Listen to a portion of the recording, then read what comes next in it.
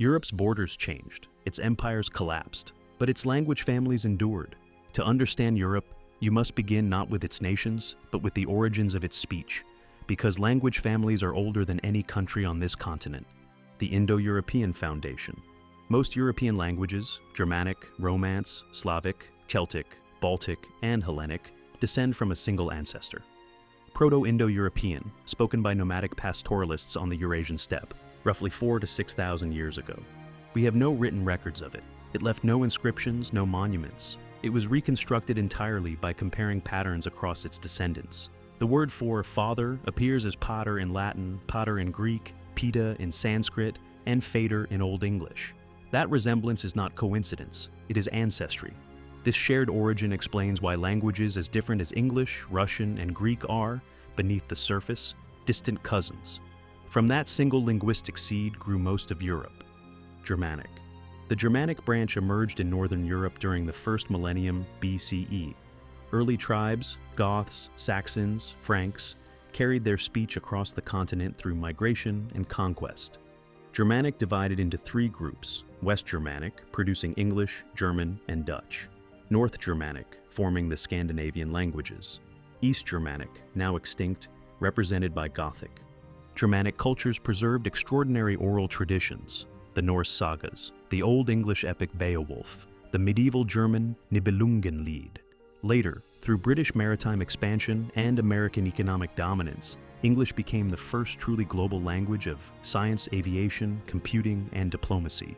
From tribal migrations to global media, Germanic languages reshaped the modern world. Romance. Romance languages descend from spoken Latin, not the polished Latin of philosophers, but the everyday Latin of soldiers and settlers. When Rome collapsed, distance and time fractured that language into Italian, French, Spanish, Portuguese, and Romanian. Each tells a different historical story. French became the language of European diplomacy. Spanish and Portuguese crossed oceans through empire and colonization. Spanish is now the second most spoken native language in the world. Italian preserved the closest ties to classical Latin, becoming the language of Dante, the Renaissance, and opera. And Romanian, surrounded on all sides by Slavic neighbors, centuries removed from its Roman origins, survived as a Latin island in Eastern Europe, a fact that still surprises those who encounter it for the first time.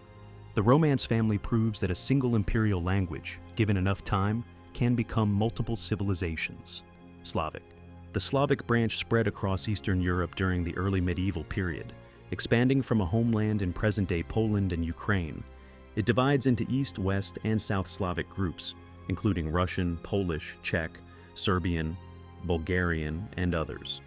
Slavic languages preserved complex case systems inherited from Proto-Indo-European. Their spread was deepened by Orthodox Christianity and the Cyrillic alphabet, developed in the 9th century by Saints Cyril and Methodius, specifically to bring written language to Slavic peoples. Later, imperial and Soviet expansion carried Slavic speech across Eurasia. Today, over 300 million people speak a Slavic language, forming one of Europe's most politically influential linguistic blocs. Hellenic Greek. Greek stands alone within Indo-European with over 3,000 years of documented continuity. It shaped philosophy, democracy, mathematics, and science. When Constantinople fell in 1453, Greek scholars fled west carrying ancient manuscripts, directly fueling the Renaissance. Greek vocabulary still defines global science and medicine, and through its influence on both the Latin and Cyrillic alphabets, Greek's structural legacy reaches billions of people who have never spoken a word of it. Few languages connect antiquity and modernity so directly. Celtic. Before Rome, Celtic languages stretched from Ireland across Gaul and deep into Anatolia. Conquest and migration reduced that reach to Europe's western edges. Today, Irish, Scottish Gaelic, Welsh, and Breton survive. Cornish and Manx have been revived after extinction. Celtic languages carry ancient mythologies, bardic traditions, and early Christian manuscripts. Arthurian legend, one of the most widely told story cycles in European history, grew from Celtic oral tradition. These languages shaped Europe's imagination long before they became minority tongues. They are no longer fading quietly. They are being reclaimed. Baltic. The Baltic branch survives in Lithuanian and Latvian. Lithuanian preserves phonetic and grammatical features so archaic that scholars use it to help reconstruct Proto-Indo-European pronunciation. In certain respects, hearing Lithuanian is hearing an echo of a language spoken 6,000 years ago.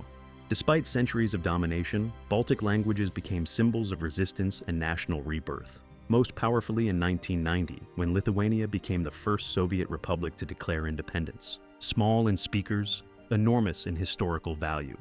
Uralic, Europe's other foundation. Not all European languages descend from Proto-Indo-European. The Uralic family, Finnish, Estonian, Hungarian, and the Sámi languages, originated east of the Ural Mountains. Their grammar uses vowel harmony and agglutination, structurally unlike anything in the Indo-European world. Hungarian arrived in Central Europe through Magyar migration in the 9th century. Finnish and Estonian endured beside much larger neighbors for centuries. The Sámi languages are spoken by the indigenous peoples of the Arctic North, among the oldest continuous inhabitants of Europe's far reaches, and have seen meaningful revival after decades of state suppression. Uralic languages prove Europe was never linguistically uniform. They were here before the great Indo-European migrations, and they are still here now. Turkic. Turkic languages entered Europe through empire and migration. Turkish, spoken by over 80 million people, reflects centuries of Ottoman expansion into southeastern Europe. That contact left deep vocabulary traces across Balkan languages. Albanian, Bulgarian, Greek, and Romanian all carry Ottoman Turkish loanwords in everyday use to this day. Gagauz, a Turkic language spoken by Orthodox Christian communities in Moldova, reminds us that linguistic identity does not always align with religion or geography. Europe's linguistic history is layered in ways that still surprise. Semitic Maltese. And here is where Europe's linguistic story takes its most unexpected turn. Maltese is the only Semitic language native to Europe, and the only Semitic language in the world written in the Latin alphabet, spoken on the small Mediterranean island of Malta by roughly 500,000 people. It descended from Arabic brought to the island by Arab settlers in the 9th century CE. Over time, centuries of contact with Sicilian, Italian, and later English layered new vocabulary on top of that Arabic core. The result is a language that sounds unlike anything else in Europe, part Arabic, part Romance, written in Latin letters and officially recognized by the European Union. Maltese is a reminder that Europe's southern coastline was never a wall between continents, it was a crossroads. And Maltese is the living proof of that contact, carrying North African, Middle Eastern, and European history in every sentence. No other language in Europe tells that particular story. Basque, Europe's great mystery. And then there is Basque, a language isolate. No proven relatives anywhere in the world. Spoken in the Western Pyrenees by roughly 750,000 people. Possibly the last surviving trace of the languages spoken in Europe before Indo-European migration transformed the continent. Under Franco, it was banned. It survived anyway, through community loyalty fierce enough to outlast political suppression. Today it is taught in schools, broadcast in media, and growing in the number of speakers. Basque stands as proof that language, sustained by community, can outlast any empire that tries to silence it. The deep structure of Europe. Europe's language families are not categories. They are historical fingerprints. Germanic reflects northern migration and global expansion. Romance reflects Rome's imperial reach.